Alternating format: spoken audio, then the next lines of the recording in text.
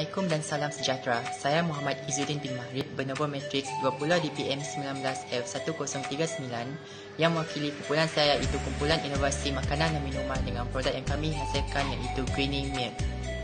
Kumpulan kami di bawah salian Encik Rizal bin Majili. Salam sejahtera, nama saya Nurhaifah binti Ishak dengan nombor pendaftaran 20 DPM 19F1043. Assalamualaikum dan salam sejahtera. Nama saya Dayan Kifara Azwani bernombor metrik 20 DPM 19F1070. Dalam bab ini, kami akan menerangkan secara ringkas tentang idea projek yang kami hasilkan yang dapat menyelesaikan masalah kekurangan produk minuman yang berkhasiat di pasaran. Oleh itu, kami telah mencipta satu produk minuman yang berkhasiat dan unik iaitu Greeny Milk yang sekaligus dapat melahirkan masyarakat yang sihat dan cerdas dengan adanya minuman yang kami hasilkan dari buah apel hijau, susu dan juga madu. Idea penghasilan minuman ini diwujudkan berdasarkan masalah-masalah kesihatan yang serius dihadapi oleh masyarakat terutamanya penduduk di sekitar Bandaraya Mukah. Penyataan masalah yang pertama untuk Greeny Milk adalah Greeny Milk dihasilkan kerana kebanyakan minuman yang terdapat di pasaran mengandungi bahan perisa dan pewarna tiruan dan juga mengandungi jumlah kadar gula yang tinggi. Hal ini yang menyebabkan datangnya penyakit seperti obesiti kecil manis kerana sering minum minuman yang berlebihan daripada penggunaan tenaga yang diperlukan di dalam badan. Selain itu, masalah yang dihadapi ialah ibu bapa bimbang dengan pemakanan anak-anak mereka. Kebanyakan kanak-kanak tidak gemar terhadap air minuman yang berkhasiat yang rasanya kelat kerana mengandungi sayur-sayuran.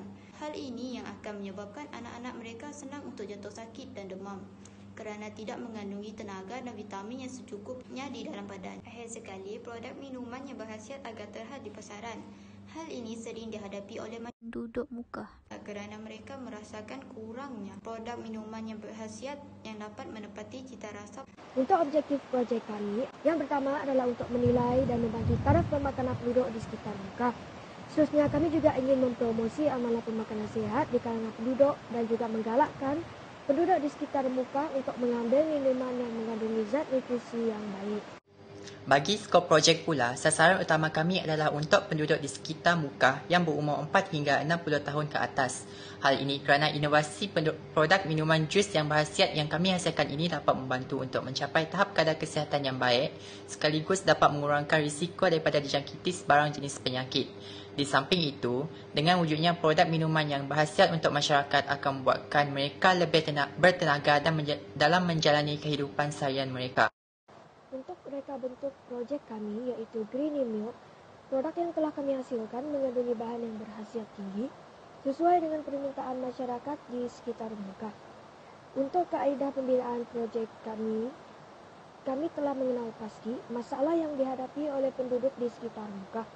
Seterusnya, kami juga telah membuat pemilihan, kemudian kami menghasilkan idea menjadi satu produk, dan yang terakhir kami akan menguji idea atau produk yang telah kami hasilkan. Dalam analisis demografi ini, kami telah mengumpul data sama ada produk kami perlu dipasarkan di sekitar Bandar Mukah, berapa ramai jumlah penduduk yang gemar akan minuman berkhasiat yang kami hasilkan dan juga kajian ke atas penduduk yang mempunyai sebarang alahan atau kesan sampingan ke atas bahan yang kami gunakan untuk hasilkan produk ini. Rata-rata penduduk dapat menerima produk kami iaitu Greeny Milk. Rajai ini menunjukkan sebanyak 14.3% penduduk mempunyai kesan sampingan terhadap bahan utama yang kami gunakan iaitu buah apel hijau dan sebanyak 82.9% penduduk tidak mempunyai kesan sampingan terhadap bahan yang kami gunakan.